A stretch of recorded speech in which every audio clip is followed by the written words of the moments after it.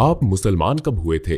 आपने मुसलमान होने का फैसला कैसे किया? जिस्मानी और रूहानी तौर पर मुझे काफी मुश्किल वक्त देखना पड़ा। ये एक महफूज पनाहगाह है, ये मुझे हराम चीजों में नहीं। यरूशलेम के बारे में इसराइल का मौकफ क्या है? ये मुसलमानों पर इतना जुल्म क्यों करते हैं? यरूशलेम इसराइल का सबसे अहम मसला है। ये सहियोनियत की अव्वलीन ख्वाहिश और ख्वाब है। दीवार गरिया का मतलब है यरूशलेम, इसीलिए उन्होंने इसे ये नाम दिया है।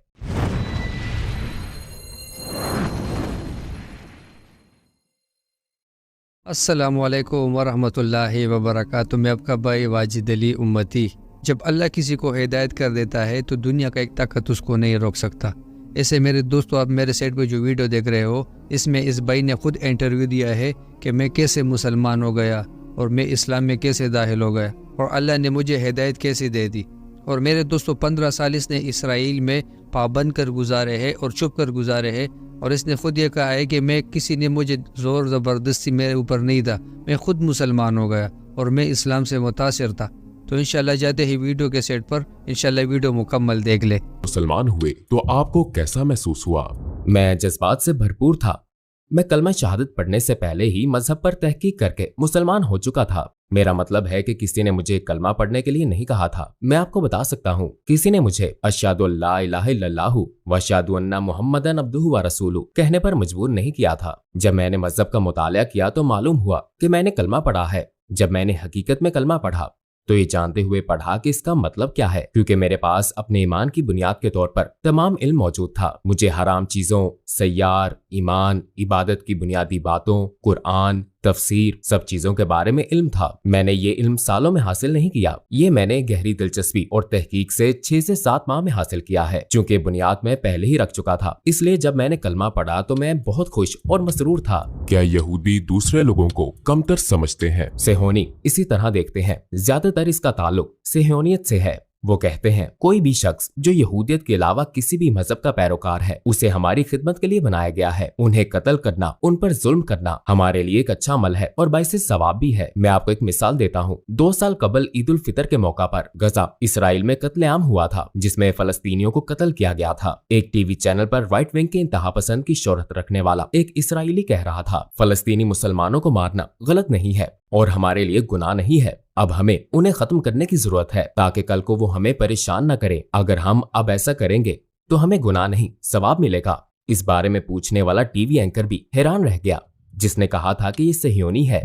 आप मुसलमान कब हुए थे? आपने मुसलमान होने का फैसला कैसे किया? जिस्मानी और रूहानी तौर पर मुझे काफी मुश्किल वक्त देखना पड़ा। ये एक महफूज पनाहगाह है, ये मुझे हराम चीजों में नहीं मिली। हराम ने मुझे कुछ नहीं दिया।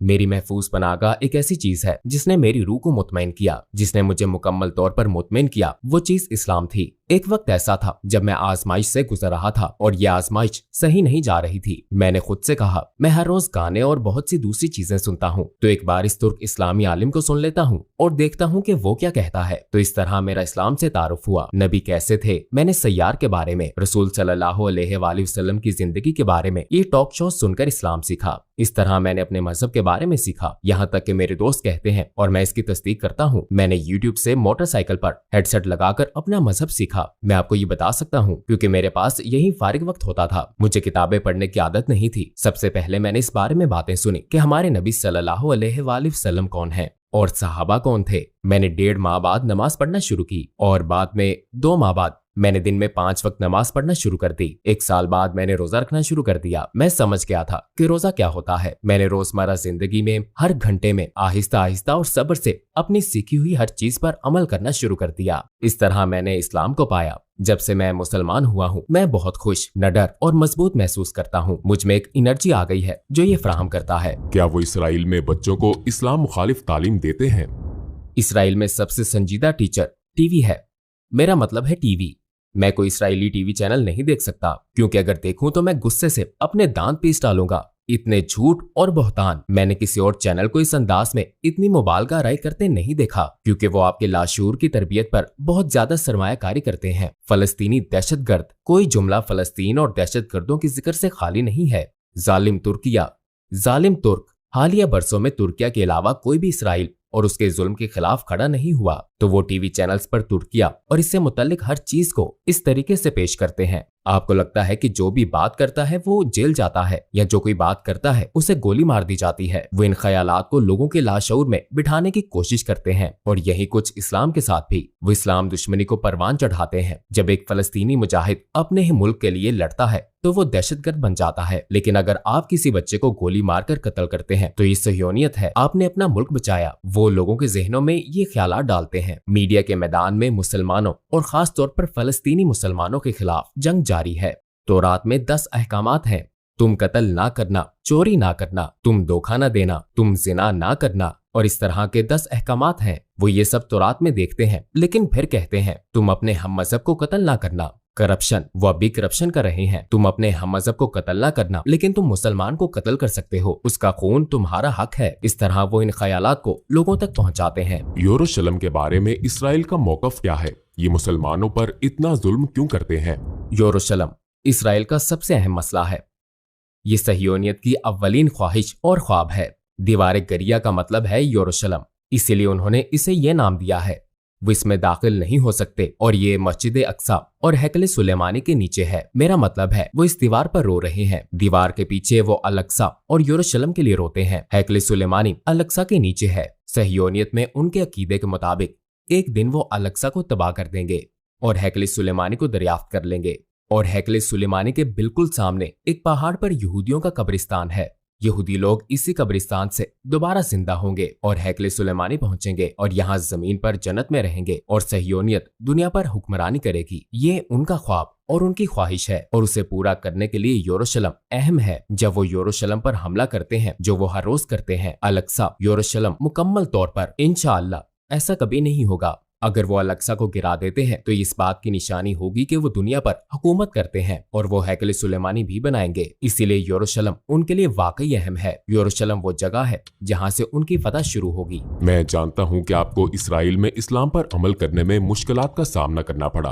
फिर आप तुर्किया चले गए। आपने तुर्किया में कैसे एडजस्ट किया? क्या आप यहाँ बतौर मुसलमान रहने में आसानी महसूस करते हैं? जब मैं कहता हूँ कि मैंने अपना मजहब यूट्यूब से सीखा है, तो मेरा मतलब होता है उन स्कॉलर से जो यूट्यूब पर मेरे लिए काबिल भरोसा हैं। मोतबर सराय से जब मुझे असर अल सादा, आयशा रजी अल्लाह अन्हा, खतीजा रजी अल्लाह अन्हा और दीगर सहाबा रजी अल्लाह अन्हुम के बारे में मालूम हुआ, तो उनके बारे में जानने के बाद मैं तुर्किया में इस्लाम के बहुत आला मेयार की तोक़ो कर रहा था। जब मैं यहाँ आया तो मुझे बिलाशुबा एक धचका लगा। मैं ये ऐसे शख्स के तौर पर कह रहा हूँ जो इसराइल में रहा है। मैंने अपने आप से कहा, ये लोग सारे नहीं, इनमें से कुछ, इनमें और यहूदियों में क्या फर्क है? मेरा मतलब है ठीक है, अजान तो होती है, मैं भी सुनता हूँ, मगर मस्जिदें खाली हैं। मैं सड़कों पर चलता हूँ तो देखता हूँ कि कैफे भरे हुए हैं, इसराइल की तरह, बार्स भरे हुए हैं, बिल्कुल इसराइल की तरह। मैंने मवासना किया है। बहुत सी चीजें हैं जो मुझे पसंद हैं, जिन पर मैं कहता हूँ अल्हम्दुलिल्लाह। आपकी बहुत सी फाउंडेशंस और इदारे हैं जो लोगों को अल्लाह और उसके जिक्र की तरफ बुलाते हैं। ये नेमत है। इसराइल में एक भी ऐसा इदारा नहीं है। एक मजहब, एक जैसी रवायात और रस्म और रवाज वाले लोगों के साथ रहना बहुत अच्छा लगता है। मुझे यहाँ कोई अजनबियत महसूस नहीं होती। मुझे जबान सीखने में कोई मुश्किल पेश नहीं आई। हम बचपन से ही तुर्क टीवी देख रहे हैं,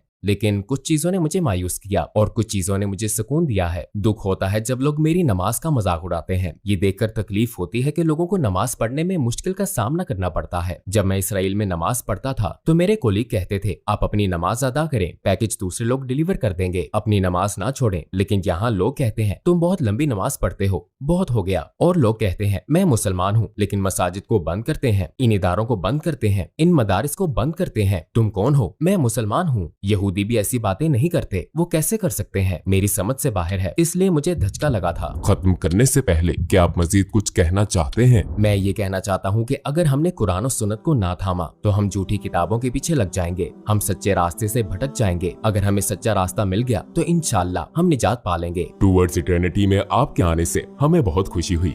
हमें खुशी है कि आपने सवालों के जवाब सच्चाई और ईमानदारी से दिए। आपने जो कुछ हमें बताया, आपका इखलास है। हमें यहाँ टूवर्ड्स इटर्निटी में आपके साथ वीडियो शूट करके खुशी हुई है। अल्लाह आप पर करम फरमाए। मैं भी बहुत खुश हूँ। अल्लाह आप सब पर रहमत फरमाए और अल्लाह आपके काम में बरकत डाले। अस्सलाम वालेकुम। मेरे दोस्तों, अपने इंटरव्यू सुन लिया कि मुसलमान आज मेरे दोस्तों किस सेट पर चला गया। उसने खुद इंटरव्यू में ये कहा कि आज मुझे एक चीज़ की बहुत परेशानी होती, हम अपनी मर्जी ज़िंदगी गुजारते हैं, हम अयाशी फहाशी में हमारी ज़िंदगी गुजरती है। तो मेरे दोस्तों, उसने क्या कहा फिर کہ سب سے بہترین چیز تامنے والی وہ قرآن اور سنت ہے. ہم اس پہ چلیں گے تو ہماری یہ دنیا بھی بنے گی اور آخرت بھی بنے گا. جو آج غیر ہمارے اوپر مسلط ہوئے ہیں اس کا وجہ یہی ہے کہ ہم نے قرآن اور سنت کو چھوڑا ہے. ہم نے نبی کریم صلی اللہ علیہ وسلم کی زندگی کو چھوڑا ہے. ہم نے اس لوگوں کی زندگی اختیار کی جو اس کو زندگی گزارنے کا خود بھی پتہ نہیں کہ ہماری زندگی کیا ہے. ہماری آج ایمان کی کمزوری یہ ہے ہم اس لوگوں سے متاثر ہو گئے. تو ہم کو چاہیے کہ ہم اپنی زندگی سنتوں پر گزارے, حضور پاک صلی اللہ علیہ وسلم کی طریقوں پر گزارے اور اللہ کے احکاماتوں پر گزارے اور قرآن کو تامی سے پکڑے. تو میرے دوستو ہمارے لیے یہ دنیا بھی بنے گی اور آخرت بھی بنے گا. لیکن ہم اسے ہٹ کر زندگی گزاریں گے تو ہماری یہ زندگی بھی خراب ہوگی اور آخرت بھی خراب ہوگا. تو انشاءاللہ اس کے لیے نیت کر لے, اپنی زندگی سنتوں پر لائے اور اللہ کے احکاماتوں پر لائے. حق تعالی شانہ اس باتوں پہ ہم کو عمل کرنے کی توفیق عطا فرمائے اور دوسروں تک پہنچانے کی توفیق عطا فرمائے. انشاءاللہ نیت کر لے کہ 5 وقت کی نماز پابندی کے ساتھ پڑھے اور اللہ کا ذکر کثرت کے ساتھ کرے. جزاکم اللہ خیر. اجازت چاہتا ہوں ملیں گے نئی ویڈیو کے ساتھ. السلام علیکم ورحمۃ اللہ وبرکاتہ.